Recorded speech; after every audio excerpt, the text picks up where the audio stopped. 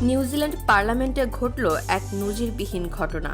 চলতি অধিবেশন চলাকালে হঠাৎ নিজের একটি নগ্ন ছবির পোস্টার তুলে ধরে চমকে দিলেন দেশটির সংসদ সদস্য লরা ম্যাকলিউর। তবে এই কাজের পেছনে ছিল গভীর বার্তা, উদ্দেশ্য ডিপ ফেক প্রযুক্তির ভয়াবহতা সম্পর্কে সতর্ক করা।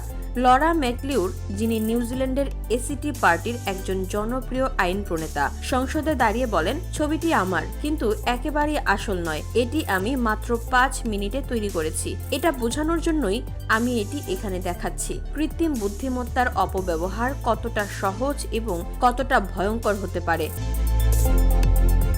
সংসদে উপস্থিত বাকিরা প্রথমে অবাক হলেও পরক্ষণেই বোঝেন বিষয়টির গুরুত্ব।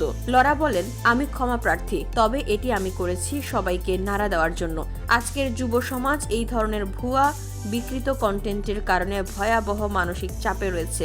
আমাদের এখনই কঠোর পদক্ষেপ নেওয়া দরকার। তিনি আরো বলেন, ডিপ ফেক এখন শুধু প্রযুক্তিগত বিষয় নয়, এটি সামাজিক নিরাপত্তার জন্য হুমকি। ব্যক্তিগত সম্মানহানি থেকে শুরু করে প্রতারণা, এমনকি ব্ল্যাকমেইল, সবই এখন সম্ভব এই প্রযুক্তির মাধ্যমে। অথচ আমাদের বিদ্যমান আইন এসব রুখতে কার্যকর নয়।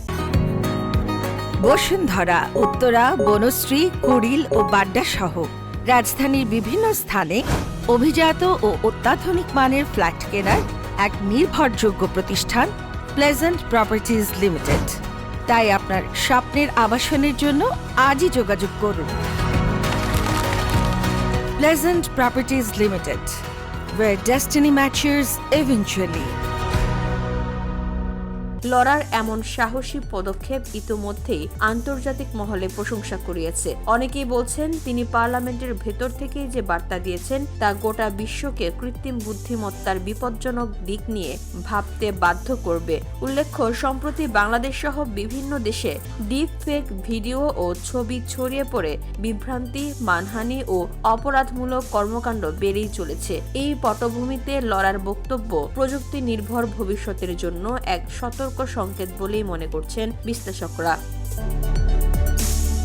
VOD Bangla news desk.